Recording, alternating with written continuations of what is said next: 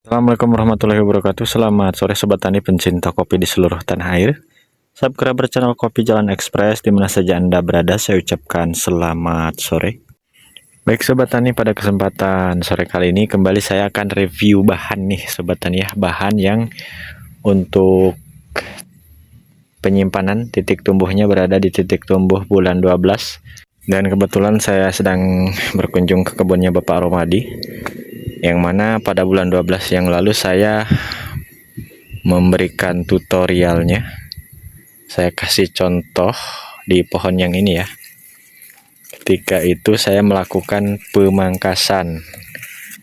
Nah, ada banyak bahan yang di bulan 12 tempo lalu,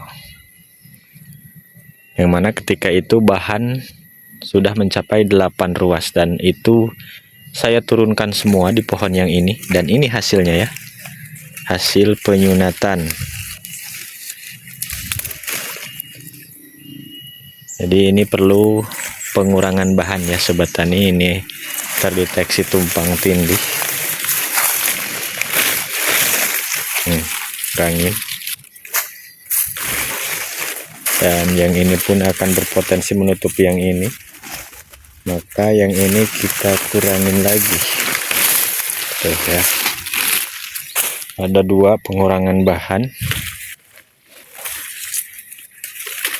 Kita hitung bahan yang akan berbuah di tahun 2026 ada 1, 2, 3, 4, 5, 6, ada 6, 7, 8 sama yang ini 8, maka kita kurangin lagi yang ini, ada 7 yang akan kita naikkan untuk calon buah di tahun 2026 ya. Kita kurangin 3 bahan, dan yang ini nanti kita akan pangkas total. Nah, ketika itu beliau selalu mengeluhkan tentang kenapa untuk pembuahannya tidak serentak untuk panennya, yaitu seringkali dilakukan pemetikan di bulan 1, 2, 3, 4, bahkan kemarin di bulan 5 akhir baru selesai nih ya. Kebun yang ini baru selesai dilakukan pemetikan di bulan 5. Nah sobat tani, itu akibat untuk penyimpanan bahan terlalu dini. Andai saja ketika di bulan 12 itu tidak saya turunkan yang 8 ruas, maka untuk tahun 2026 alhasil akan seperti itu juga. Nah ini contoh, ini temennya nih, ada temennya ya sobat tani. Nah ini contohnya. Ini ketika di bulan 12 ini sudah 8 ruas ya. Akan tetapi untuk yang 2 ruas ketika itu, atau yang 3 ruas di bulan 12 ini masih polos. Ketika itu diadakan sunat ranting dari sini. Nah, kita buang, karena yang ini masih polos kita pertahankan. Nah alhasil ketika ini tidak diturunkan, nah ini yang penyimpanan di bulan 12 barusan hamil, ada yang hamil, ada yang barusan pecah pori nih ya. Padahal ini untuk ketinggiannya 600 ya. Walaupun ketinggian 600, jika melakukan penyimpanannya tepat, maka untuk pemanenannya nggak beda jauh dengan yang MDPL-nya tinggi. Seperti contoh di 800 ke atas 1000 bahkan 1100, jadi nggak beda jauh. Jadi nggak mungkin untuk musim ini contoh ya, saya kasih contoh yang di MDPL 1100 itu di bulan 6 panen awalnya, sementara yang di suhu panas bulan 1. Nah itu yang di bulan 1 itu bukan musim ya sobat tani, penyelang sejatinya. Jadi yang sebetulnya itu hanya selisih 1 bulan saja ya dengan yang di suhu panas. Seperti itu. Jadi mari kita usahakan untuk titik tumbuh penyimpanan di bulan 10 yang paling tepatnya.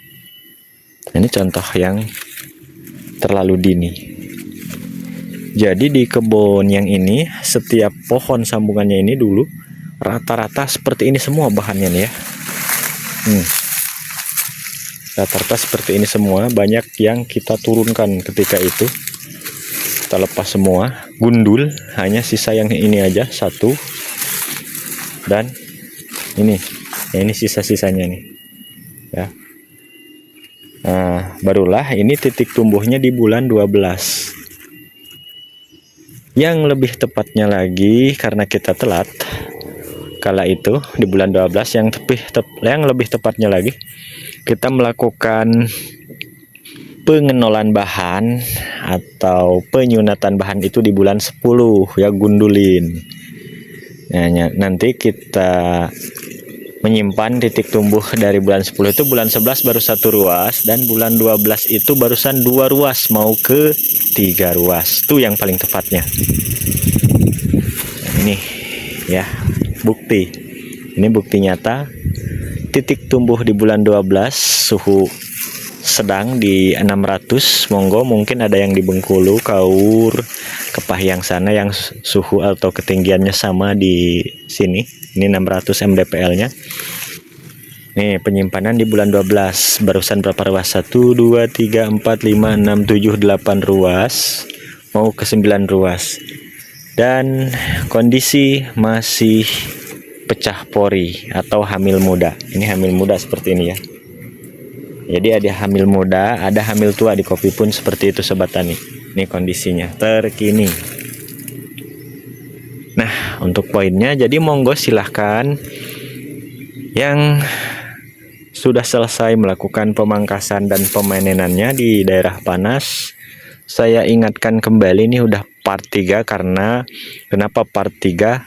Saya sudah memberikan tutorial video seperti penyimpanan bahan ini sudah 3 kali yang ini ya. Jadi ini sudah ke part 3 atau episode ya, sempat beribet. Kita sudah memasuki episode ketiga membahas tentang titik tumbuh yang tepat. Nah, jadi monggo yang di daerah panas yang katanya selalu panen duluan, silahkan monggo uji cobakan di titik tumbuh bulan 10 nanti. Untuk yang sekarang tumbuh, kita wiwil dulu 1 ruas tumbuh wiwil seperti itu, 2 ruas 3 ruas wiwil. Jadi sekarang bulan 6 ya sobat tani. Jadi ketika nanti ini di bulan 7 ada tumbuh tunas dimanapun, kita wiwil 8 wiwil, bulan 9 wiwil, bulan 10 wiwil, bulan 11 jangan. Nah, jadi titiknya tumbuhnya dari bulan 10. Jadi bulan 11 itu baru 1 ruas. Jadi jangan salah paham lagi ya sobat tani untuk memahami titik tumbuhnya.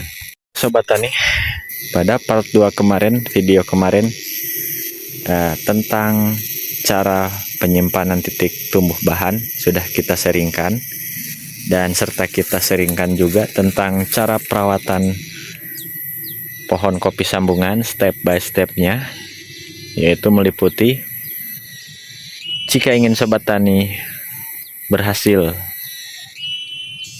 untuk melakukan perawatan pohon kopi sambungannya berhasil lebat, tentunya kita harus memahami titik tumbuh bahan, pemupukan yang tepat, wiwil tunas cacing di sela-sela dompolan,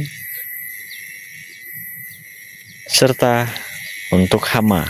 Jangan lupa ya, hama PBKO itu sangat ganas sekali.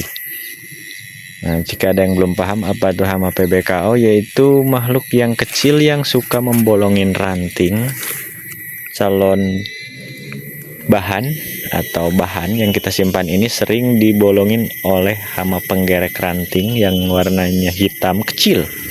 Akan tetapi itu kecil sangat berbahaya ya. Nah, seperti ini ada kutu kebulnya nih.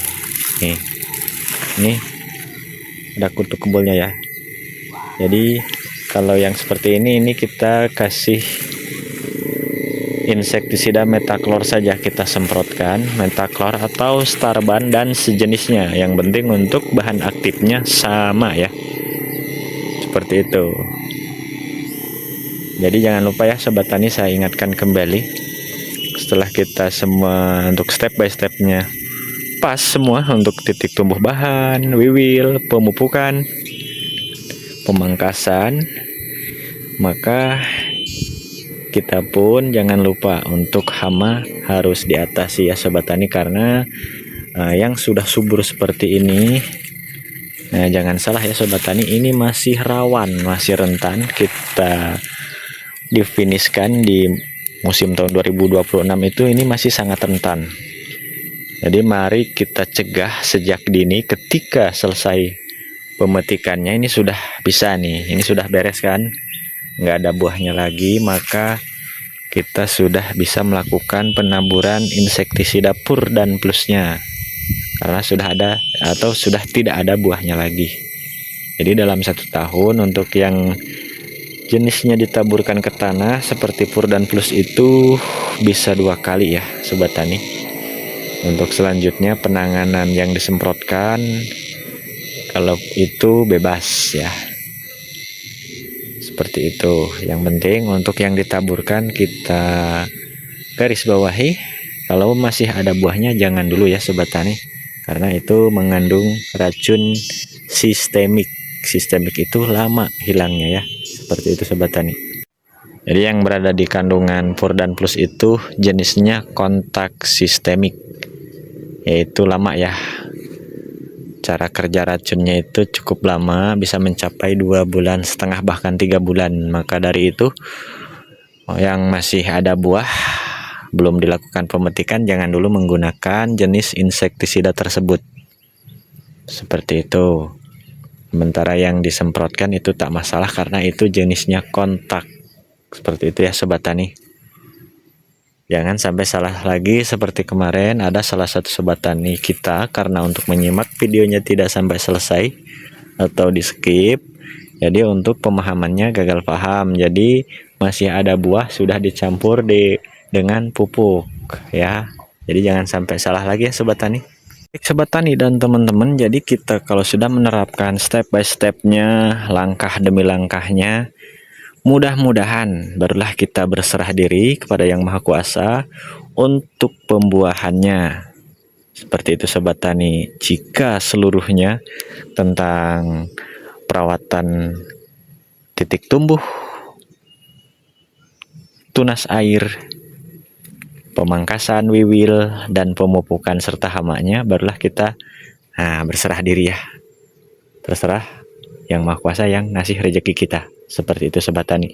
Dan monggo silahkan diterapkan di kebun Sobat Tani masing-masing. Saya hanya bisa sama-sama mendoakan untuk Sobat Tani kita semuanya di seluruh tanah air Sabang sampai Merauke. Tentunya saya menginginkan untuk Sobat Tani kita tentunya maju bersama. Mari kita bangkit menuju perubahan yang lebih baik lagi, seperti itu ya Sobat Tani. Baik Sobat Tani, mengingat durasi yang lumayan panjang sekali, mudah-mudahan ada konten positif tentunya dari yang saya sampaikan pada sore kali ini. Dan adapun yang masih belum paham ataupun gagal paham, monggo silahkan selalu pantengin terus, stay tune terus di channel Kopi Jalan Express, karena untuk channel Kopi Jalan Expressnya selalu update setiap hari tentang bahan, sambungan, pemupukan, dan pencegahan hamanya. Saya akhiri billahi taufik wal hidayah. Wassalamualaikum warahmatullahi wabarakatuh.